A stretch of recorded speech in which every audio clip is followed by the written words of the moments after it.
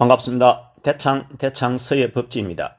대창은 대원사의 대와 창문의 창의 약칭이고 대창서의 서는 일반 스토리의 서입니다. 오늘은 대원사의 대창서 여담 이야기로 사주팔자에 관하여 한번 같이 생각해 볼까 합니다.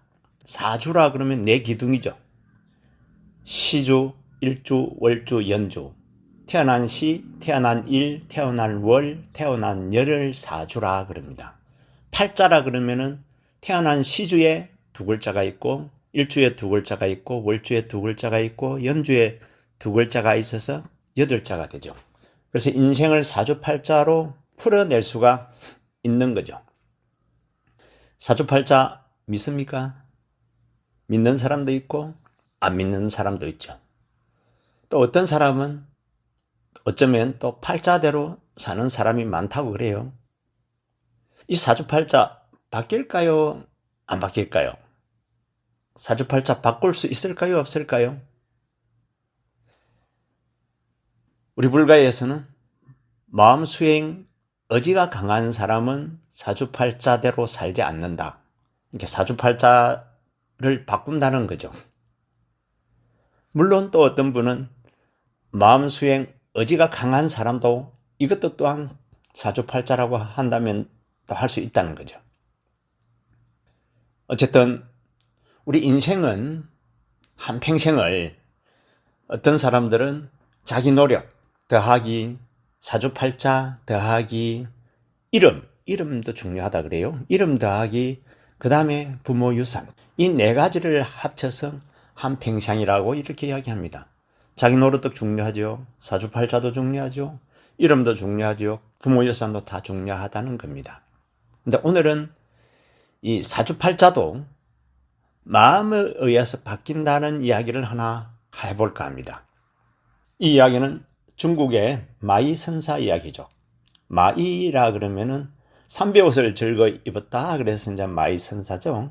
당나라 후기의 사신이죠. 유명한 사신입니다. 이 사람은 마이선사는 천문, 지리, 주역, 기문, 둔갑, 맹리를 통달했다 그러죠. 사조, 맹리, 기문, 둔갑까지 했으니 대운명가죠. 그런 그가 나이 50살이 돼가지고 겨우 아들 둘을 놓습니다.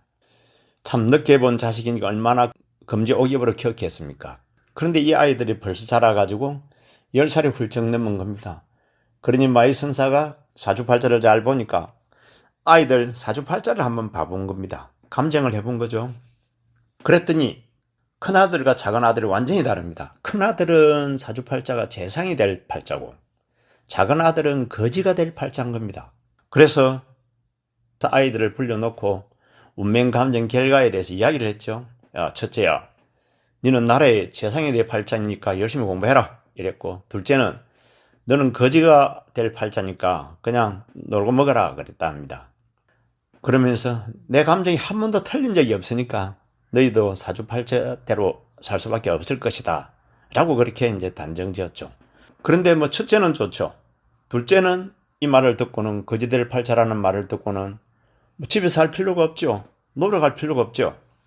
그래서 그냥 아버지에게 작별 인사를 하고 노잣돈 몇 푼 받아가지고 세상 속으로 들어가 버리죠. 그래서 어느 날 가졌던 돈도 다 떨어지고 정말 아버지가 말한 것처럼 이제 거지가 될 수밖에 없었죠. 밥을 이 집 저 집 얻어먹다가 어느 날 큰 부잣집 하나를 발견합니다. 거기서 밥을 좀 얻어먹었는데 어떻게 그렇게 밥맛이 좋던지 말입니다. 그렇게 잘 먹고 나니까 다음 끼니가 또 걱정이 되죠. 그 찰나 어디서 시끄러운 소리가 들어옵니다. 들에 나갔던 머슴들이 막 들어오는 거죠. 그 머슴들을 보니까 부러운 겁니다. 왜냐하면은 잠자리 먹을거리 걱정은 안 하지 않습니까? 그래서 머슴이 되기로 결정하죠. 이 둘째는 주인에게 간청을 해가지고 그날부터 머슴이 됩니다. 열심히 일을 합니다. 워낙 열심히 일을 하니까 한 2년쯤 지났을까 이 주인이 곡간지기로 시킵니다. 곡간지기. 옛날에 부잣집에는 창고지기가 굉장하죠. 곡간지기로 발탁되죠. 그래서 더욱 열심히 더 일합니다. 그래서 일을 열심히 하다 보니까 이 주인이 감동을 한 거죠. 근데 이 주인에게는 무남동녀 딸이 하나 있죠. 딸이 하나 있는데요. 이 둘째와 결혼을 시키려고 하는 겁니다.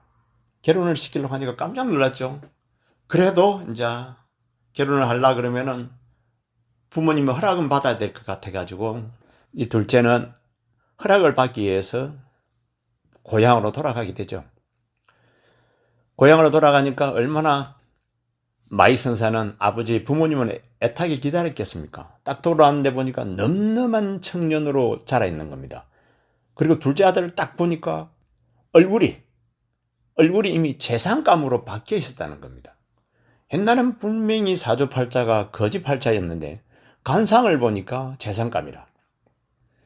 그래서 하하 이상하다 하고 연전을 물으니 이렇게 이제 살았다고 하는 거죠. 그래서 간상이 바뀌어서 재상이 될 팔자가 됐다는 거죠. 근데 재상이 될 팔자라고 했던 큰아들은 어차피 재상 될 건데 하고 그냥 방탕한 생활을 하죠. 방탕한 생활을 하고 공부도 하지 않고 그러다 보니 결국에는 첫째는 재상이 될 팔자가 이제 거지가 되어버리는 거죠.